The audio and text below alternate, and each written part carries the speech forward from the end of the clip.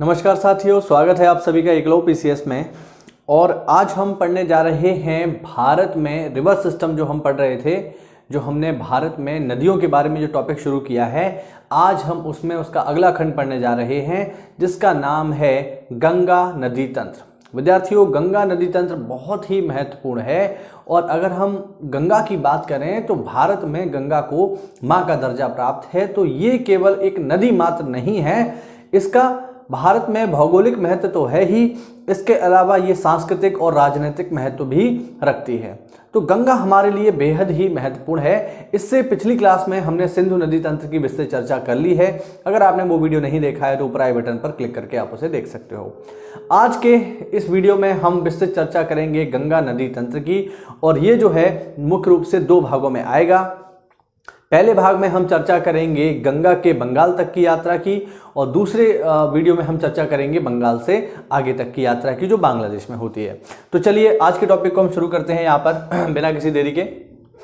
तो देखते हैं इसको, क्या है गंगा नदी तंत्र। तो जैसा कि मैंने आपको बताया विद्यार्थियों कि गंगा केवल एक नदी मात्र नहीं है, ये एक सांस्कृतिक धरोहर है भारत की। प्राचीन काल में भी गंगा काफ़ी महत्वपूर्ण नदी थी, भौगोलिक दृष्टि से भी, इसके अलावा सांस्कृतिक दृष्टि से भी और राजनीतिक दृष्टि से भी। राजनीतिक दृष्टि से गंगा इसलिए महत्वपूर्ण है क्योंकि प्राचीन काल में बहुत सारे राजवंशों ने गंगा यमुना के दोआब को प्राप्त करने के लिए विभिन्न युद्ध लड़े, और ये एक आर्थिक क्षेत्र को भी तैयार करती है। गंगा यमुना का दोआब जो है एक बेहद ही उपजाऊ क्षेत्र है, और ये उपजाऊ क्षेत्र अर्थव्यवस्था की दृष्टि से काफ़ी महत्वपूर्ण है। इसलिए प्राचीन काल में इस क्षेत्र को कब्जा करने के लिए बहुत सारे राजाओं ने इस पर युद्ध किए। विद्यार्थियों, आज की जो हम चर्चा करेंगे वो गंगा के भौगोलिक महत्व को समझते हुए इसकी पूरी यात्रा को आज हम पढ़ने का प्रयास करेंगे। गंगा का उद्गम यदि हम देखें कहाँ से होता है, तो गंगा जो है मुख्य रूप से, अगर आप पूछें गंगा कहाँ से निकलती है, तो कोई भी साधारण विद्यार्थी जो इसका जवाब देता है वो ये कि गंगा का उद्गम होता है गंगोत्री से। कोई भी साधारण विद्यार्थी इसका जवाब यही देता है कि गंगा का उद्गम होता है गंगोत्री से। विद्यार्थियों, यदि हम बिल्कुल स्पष्ट रूप से इसे देखने का प्रयास करें तो गंगा जो है गंगोत्री से नहीं निकलती है। गंगा जो है, या गंगोत्री की अगर हम बात करें तो गंगोत्री से जो उदय होती है धारा वो है भागीरथी। शायद आपने इसका नाम सुना होगा। गंगोत्री से जिस धारा का उदय होता है वो है भागीरथी, और गंगा जो है वो भागीरथी और अलकनंदा का मिश्रित रूप है। ये भी हम ध्यान रखेंगे। गंगा जो है, गंगा तब बनती है जब भागीरथी और अलकनंदा मिल जाती हैं। तो यदि हम स्पष्ट रूप से देखें कि गंगा का उद्गम किधर से होता है, तो उत्तराखंड में एक जगह है, एक जिला है उत्तरकाशी। उस उत्तरकाशी जिले में एक जगह है गंगोत्री, और उस गंगोत्री नामक जगह पर एक ग्लेशियर है, एक हिमानी है, और उस हिमानी का नाम है विद्यार्थियों गोमुख। तो इस गोमुख नामक ग्लेशियर से उदय होता है भागीरथी का, ध्यान रखेंगे। इस गोमुख नामक जगह से उद्गम होता है भागीरथी का। तो ये जो धारा आप देख रहे हैं, ये धारा है भागीरथी, ठीक है। इसके पास में ही एक अन्य ग्लेशियर है बद्रीनाथ से ऊपर। बद्रीनाथ का तो नाम आपने सुना होगा, बद्रीनाथ केदारनाथ। तो बद्रीनाथ के ऊपर एक ग्लेशियर है, और उस ग्लेशियर का नाम है विद्यार्थियों सतोपंथ हिमानी, ठीक। तो इस सतोपंथ हिमानी से एक अन्य धारा का उद्गम होता है, और ये जो धारा है, इस धारा का नाम है अलकनंदा। तो ये जो आप देख रहे हैं धारा, ये है अलकनंदा, और ये जो धारा आप देख रहे हैं ये है भागीरथी। ये दोनों धाराएं अलग अलग बहते हुए पहाड़ों पर आगे की ओर बढ़ती हैं, ठीक। जब ये धाराएं आगे की ओर बढ़ती हैं तो ये जो अलकनंदा धारा आप देख रहे हैं, इस अलकनंदा धारा में अन्य भी छोटी छोटी धाराएं आकर के मिल जाती हैं, जिनके नाम आप यहां देख पाएंगे, धौली गंगा, पिंडार और मंदाकिनी, ठीक। तो धौली गंगा, पिंडार और मंदाकिनी, ये जो छोटी छोटी धाराएं हैं या जो छोटी छोटी नदियां हैं, ये आकर के मिल जाती हैं इस अलकनंदा में। ध्यान रखेंगे, ये जो रिवर है इसका नाम है अलकनंदा। तो ये जो हैं अलकनंदा की धाराएं हैं, धौली गंगा, पिंडार और मंदाकिनी। अब ये कहां कहां आकर के मिलती हैं? तो धौली गंगा जो है ये अलकनंदा में आकर के मिलती है विष्णु प्रयाग नामक स्थान पर। ठीक है, ये कहां आकर मिलती है? ये विष्णु प्रयाग नामक स्थान पर आकर के मिलती है। अगर हम पिंडार नदी की बात करें या पिंडार धारा की बात करें तो पिंडार धारा जो है कर्णप्रयाग में आकर के मिलती है। और अगर हम मंदाकिनी धारा की बात करें तो मंदाकिनी धारा जो है अलकनंदा में रुद्रप्रयाग नामक स्थान पर आकर के मिलती है। तो ये वो जगह हैं जहां पर ये छोटी छोटी धाराएं आकर के विलीन हो जाती हैं अलकनंदा में। समझ पा रहे हैं? ये छोटी छोटी धाराएं हैं जो अलकनंदा में आकर के मिल जाती हैं। तो ये काफी महत्वपूर्ण बात है, ये हम ध्यान रखेंगे कि कौन सी धारा अलकनंदा में कहां आकर के मिल रही है। ये पेपर में आपसे सीधे सीधे पूछ लेगा। अब ये दोनों धाराएं अलकनंदा और भागीरथी दोनों ही धाराएं पहाड़ों में बहते हुए आगे बढ़ रही हैं और पहाड़ों पर बहते हुए एक स्थान आएगा उत्तराखंड में जिसका नाम है देवप्रयाग। इस देवप्रयाग नामक स्थान पर क्या होता है विद्यार्थियों कि एक तरफ से आती है भागीरथी और एक तरफ से आती है अलकनंदा और दोनों का जल जो है, दोनों के जो पानी है इनका रंग अलग अलग होता है और साफ। अगर आप कभी बद्रीनाथ या केदारनाथ की यात्रा पर जाएंगे तो देवप्रयाग नामक स्थान पड़ेगा और वहाँ पर एक ऊंचाई से रोड्स पे जब आप ऊपर जाओगे तो ऊंचाई पर आपको एक जगह दिखाई देगी, वहाँ से आप साफ साफ देख पाओगे कि एक ओर से आ रही है भागीरथी और एक ओर से आ रही है अलकनंदा और दोनों आकर के मिल जा रही हैं। ठीक है, दोनों की धाराएं बिल्कुल अलग अलग होती हैं जिन्हें मिलते हुए देखा जा सकता है। तो देवप्रयाग नामक स्थान पर ही असल में जन्म होता है गंगा का, ध्यान रखेंगे। ठीक है, देवप्रयाग नामक स्थान पर जब ये दोनों धाराएं मिल जाती हैं भागीरथी और अलकनंदा तब जन्म होता है गंगा का। देवप्रयाग से पहले गंगा एक्चुअल में नहीं होती है, उस वक्त या तो अलकनंदा होती है या भागीरथी होती है, ध्यान रखेंगे। तो देवप्रयाग में ये दोनों आकर के मिल जाती हैं और इसी स्थान पर जन्म होता है गंगा का। अब गंगा जो है पहाड़ों पर कलकल करती हुई बहती हुई आगे बढ़ रही है। विद्यार्थियों, जैसे नदी हमें मैदानों में दिखाई देती है वैसे पहाड़ों पर वो नहीं बहती। पहाड़ों पर नदी जो होती है चौड़ी धारा के रूप में नहीं बहती है। जैसे मैदानों में हम देखते हैं कि एक मोटी सी चौड़ी सी धारा होती है जिसमें नदी बह रही है, लेकिन अगर हम पहाड़ों की बात करें तो पहाड़ों पर ऐसा नहीं होता। पहाड़ों पे नदी की धारा चौड़ी नहीं होती है बल्कि बहुत छोटी छोटी संकरी धाराएं होती हैं, लेकिन उनका बहाव बहुत तेज होता है। मैदानों में नदी का बहाव तेज नहीं होता लेकिन धारा चौड़ी होती है, लेकिन पहाड़ों पर क्या होता है, धारा पतली होती है लेकिन बहाव बहुत तेज होता है। और इन्हीं पहाड़ों से होते हुए झरनों का निर्माण, छोटे छोटे झरनों का निर्माण करते हुए कभी जमीन के ऊपर कभी जमीन के नीचे बहते हुए ये आगे बढ़ती है। गंगा नदी इस पहाड़ी इलाके से आगे बढ़ते हुए पहुंचती है ऋषिकेश और ऋषिकेश से जब आगे हम पहुंचते हैं तो आ जाता है हरिद्वार।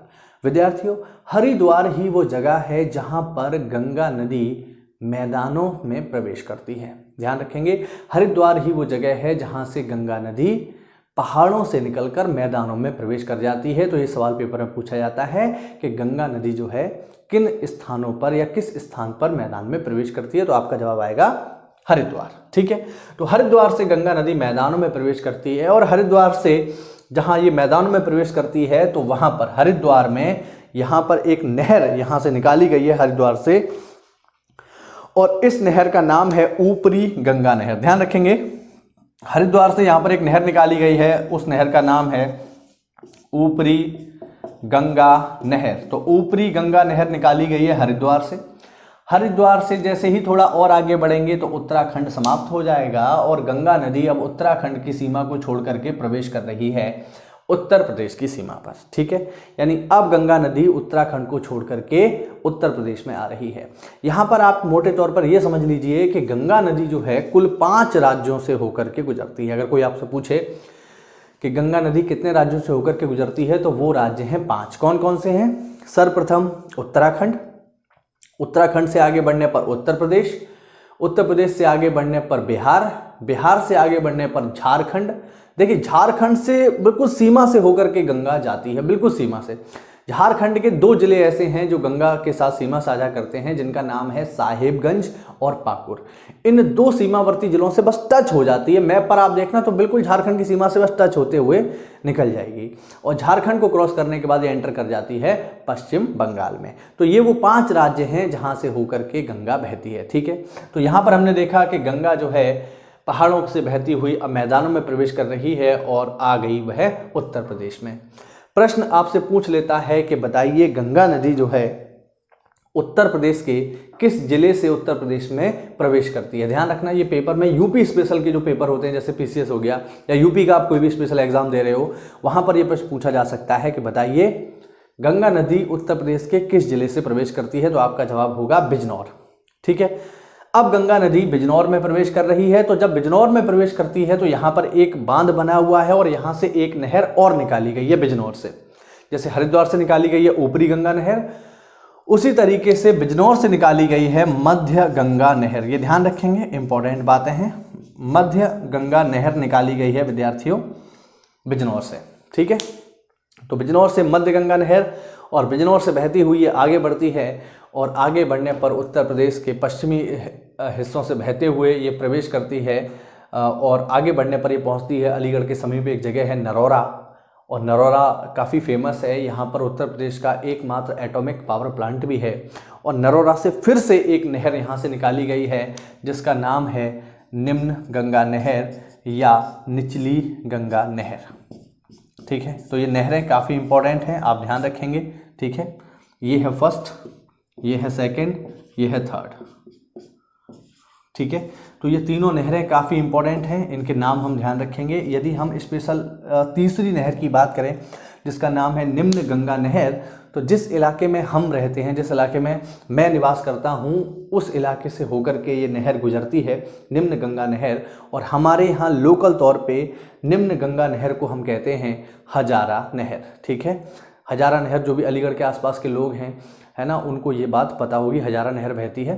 तो हजारा नहर एक्चुअल में गंगा से ही निकाली गई है नरौरा से। ध्यान रखेंगे, इनके निकालने का स्थान भी काफ़ी महत्वपूर्ण है। अब नरौरा से जब हम आगे बढ़ते हैं तो ये कासगंज जिले से होकर के गुजरती है। उसके बाद थोड़ा आगे बढ़ने पर जो है ये प्रवेश कर जाती है अन्य छोटे छोटे ज़िलों में, जैसे आपका बदायूं हो गया, इन ज़िलों में ये होकर के बहती है, सीमा बनाती है। और यहाँ से आगे बढ़ने के बाद ये पहुँच जाती है फर्रुखाबाद में। फर्रुखाबाद में ऐसी कुछ विशेष भौगोलिक घटना तो नहीं होती है, लेकिन चूंकि फर्रुखाबाद एक प्राचीन शहर है तो इसी के किनारे ये जो है बसा हुआ है। फर्रुखाबाद से आगे बढ़ते हैं तो फतेहगढ़ में ये प्रवेश करती है। फतेहगढ़ में भी ऐसी कोई खास घटना नहीं होती, लेकिन ये उत्तर प्रदेश का एक प्रमुख शहर है तो हमें पता होना चाहिए। फतेहगढ़ से आगे बढ़ने के बाद ये पहुँच जाती है कन्नौज में। विद्यार्थियों, कन्नौज में जब ये नदी पहुँच जाती है तो यहाँ पर एक महत्वपूर्ण घटना होती है। पहले तो कन्नौज अपने आप में एक ऐतिहासिक शहर है। कन्नौज अपने आप में एक ऐतिहासिक शहर है जिसका पुराना नाम है महोदय नगर। ठीक है, कन्नौज का जो पुराना नाम है वो है महोदय नगर। तो कन्नौज में क्या होता है विद्यार्थियों, कन्नौज में गंगा नदी से आकर के एक नदी मिलती है जो कि काफ़ी फेमस है और उस नदी का नाम है रामगंगा। ठीक है, तो कन्नौज में क्या होता है, कन्नौज में गंगा नदी से आकर के मिलन होता है रामगंगा का। ठीक है, ध्यान रखेंगे, काफ़ी इंपॉर्टेंट है। कन्नौज में क्या होता है, कन्नौज में गंगा से आकर के मिल रही है रामगंगा। ये रामगंगा वही नदी है जिसके किनारे बरेली शहर बसा हुआ है और आज के समय में ये नदी तो नहीं कह सकते, बड़ा सा नाला है। इस नदी का क्या नाम है, इस नदी का नाम है रामगंगा। ठीक है, इस नदी का नाम है रामगंगा। और प्रश्न आपसे क्या पूछा जा सकता है, प्रश्न पूछा जा सकता है कि बताइए रामगंगा गंगा में किस स्थान पर मिलती है। तो आपका जवाब होगा कन्नौज।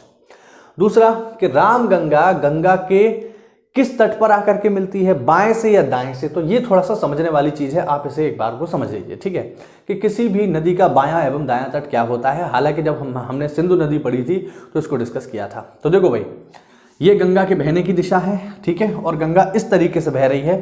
तो ये वाला जो किनारा है इसका, ठीक है, इधर वाला, ये है राइट बैंक यानी दाहिना किनारा और ये है बायां किनारा। ठीक, तो ये गंगा के अगर आप देखें तो बाएं तट से आकर के ये मिलती है, इसको हम ध्यान रखेंगे। तो कन्नौज के निकट रामगंगा आकर के मिल जाती है गंगा से। इसके अलावा कन्नौज में ही विद्यार्थियों एक अन्य नदी है जो आकर के मिलती है गंगा में, काफ़ी फेमस है वो नदी, और मैं जिस शहर में रहता हूँ उस शहर का नाम है कासगंज। तो हमारा जो कासगंज शहर है वो इसी नदी के किनारे जो है बसा हुआ है। तो इस लिहाज से भी ये थोड़ा सा हम लोगों के लिए थोड़ा सा जानने वाली चीज़ है। चलिए, तो कन्नौज के निकट ही एक अन्य महत्वपूर्ण नदी जो है मिलती है गंगा से, और उस नदी का नाम है, मैं यहीं बना देता हूँ, उस नदी का नाम है विद्यार्थियों, ये जो नदी आप देख रहे हैं इस नदी का नाम है काली नदी। ठीक है, तो कन्नौज में ही एक अन्य नदी आकर के और मिलती है गंगा से, और इस नदी का नाम है काली नदी। तो राम गंगा और काली नदियाँ, ये जो काली नदी है, ये दोनों ही नदियाँ जो है विद्यार्थियों कन्नौज पे आकर के मिल जाती हैं गंगा से। राम गंगा और काली नदी, ध्यान रखेंगे, राम गंगा और काली नदी ये दोनों ही नदियाँ गंगा में आकर के मिल जाती हैं, किसके निकट? कन्नौज के निकट। कन्नौज से आगे बढ़ते हैं तो आ जाता है कानपुर।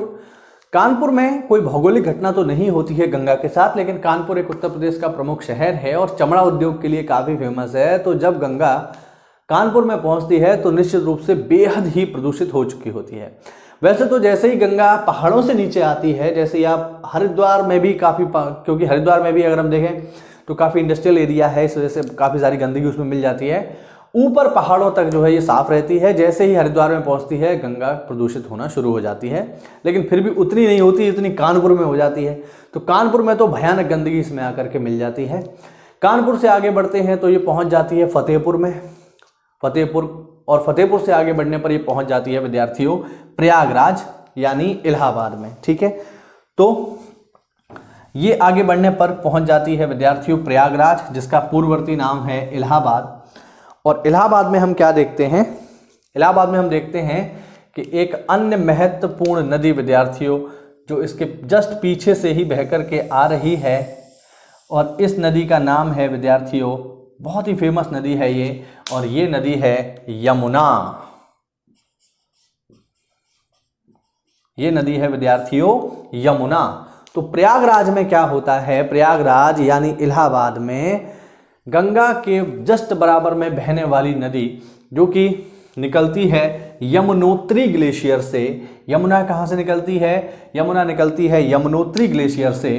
तो यहाँ से ये बहकर आने वाली जो नदी है विद्यार्थियों, ये बहकर के आ रही है, और ये जो नदी है ये प्रयागराज के निकट, इलाहाबाद के निकट गंगा के दाहिनी ओर से, ये ध्यान रखेंगे, गंगा के दाहिनी ओर से आकर के गंगा में मिल जाती है।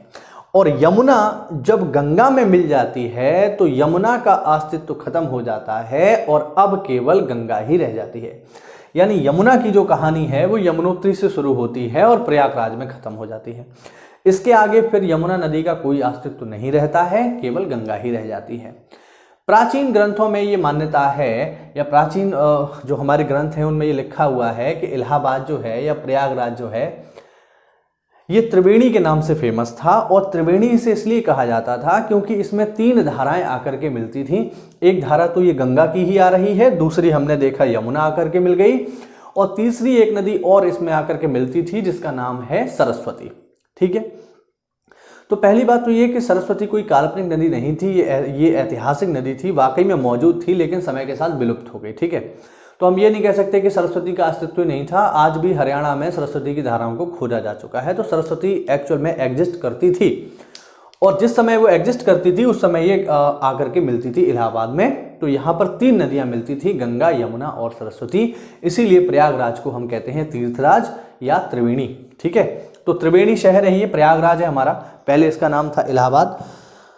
और प्रयागराज से आगे बढ़ने पर क्या होता है? आ जाता है मिर्ज़ापुर। हालांकि मिर्ज़ापुर कोई भौगोलिक घटना गंगा को लेकर यहाँ नहीं होती है, लेकिन मिर्ज़ापुर अभी जो मिर्ज़ापुर सीरीज आई थी उससे काफ़ी फेमस हो गया। तो फिर ऐसे में आपको पता होना चाहिए कि मिर्ज़ापुर जो है, जो कालीन भैया जहाँ के हैं वो किस नदी के किनारे है, तो गंगा के किनारे ही है, ध्यान रखेंगे। और इसके आगे बढ़ने पर आ जाता है वाराणसी। ठीक है, मिर्जापुर से आगे बढ़ने पर विद्यार्थियों आ जाएगा वाराणसी। अब वाराणसी भूगोल की दृष्टि से तो महत्वपूर्ण नहीं है, लेकिन आध्यात्म की दृष्टि से बहुत ही महत्वपूर्ण है।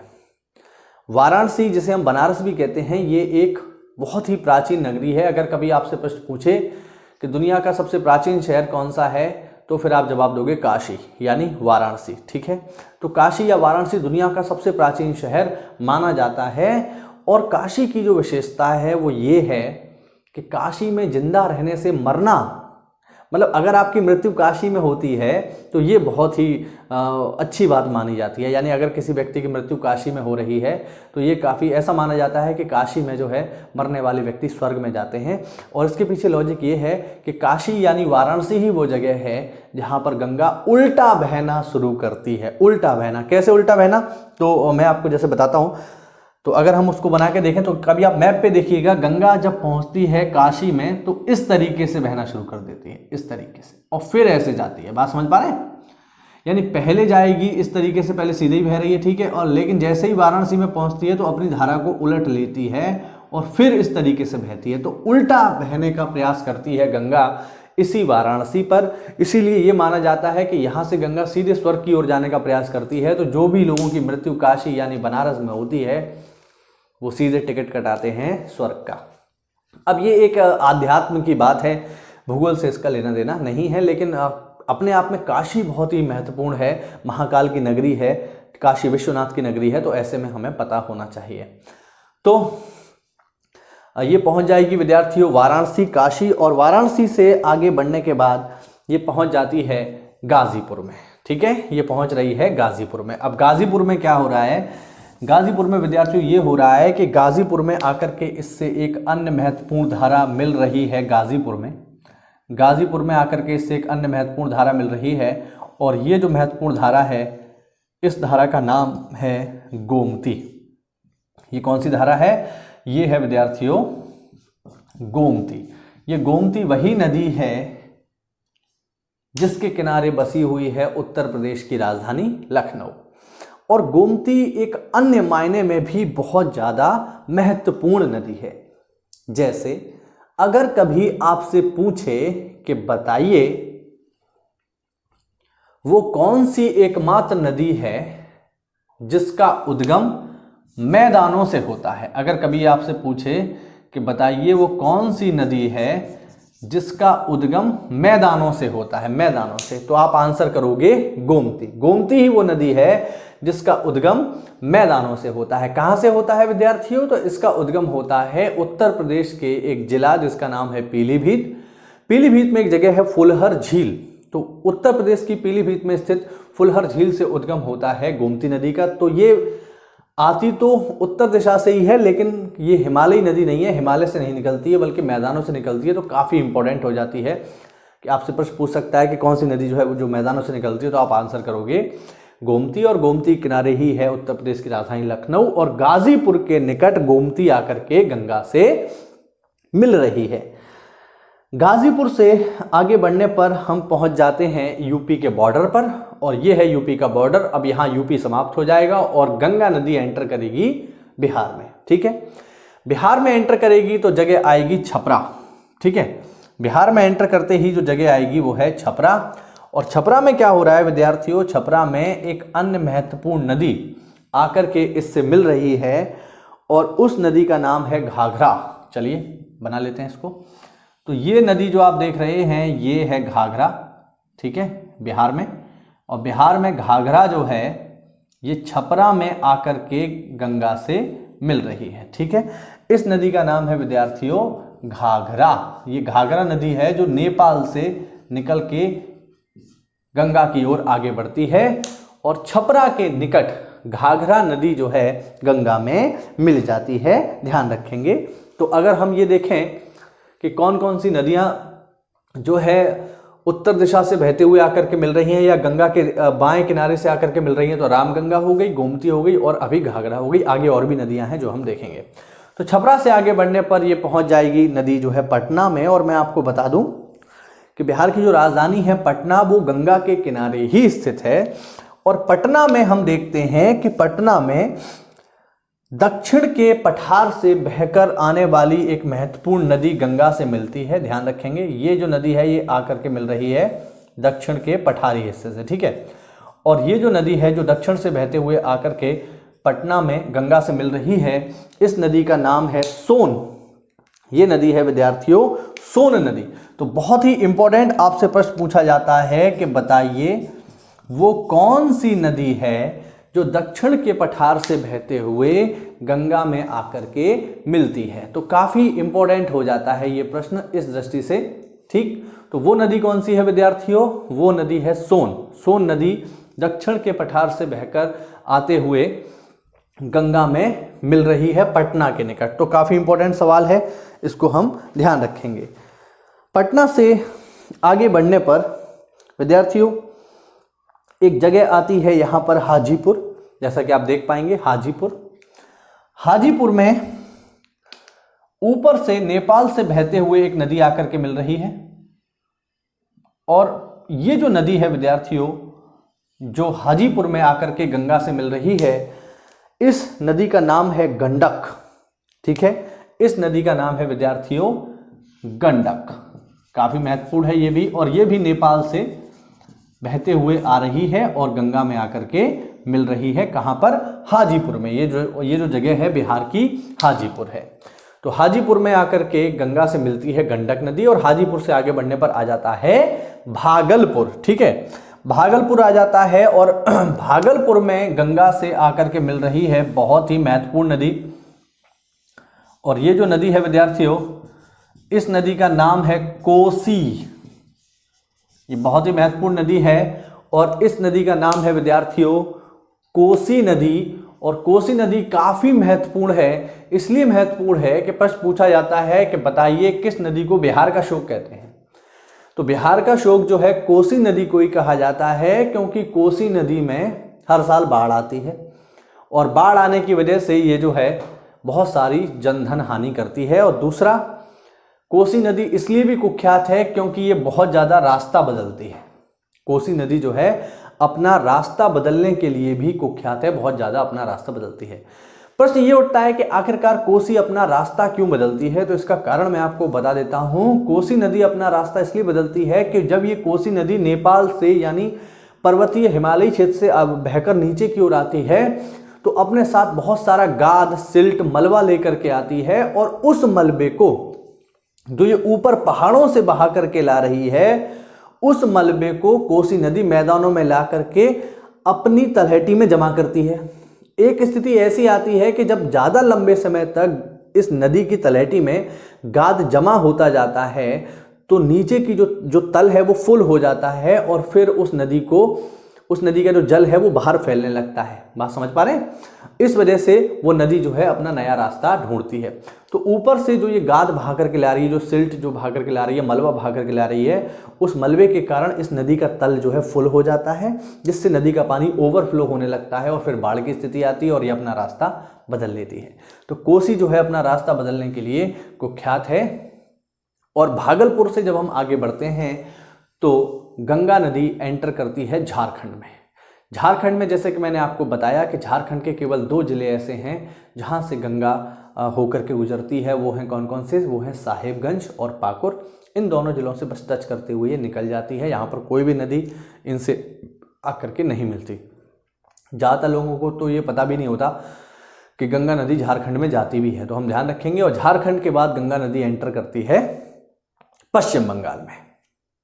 विद्यार्थियों, पश्चिम बंगाल में जैसे ये एंटर करती है तो इसके साथ काफ़ी महत्वपूर्ण घटनाएं होती हैं।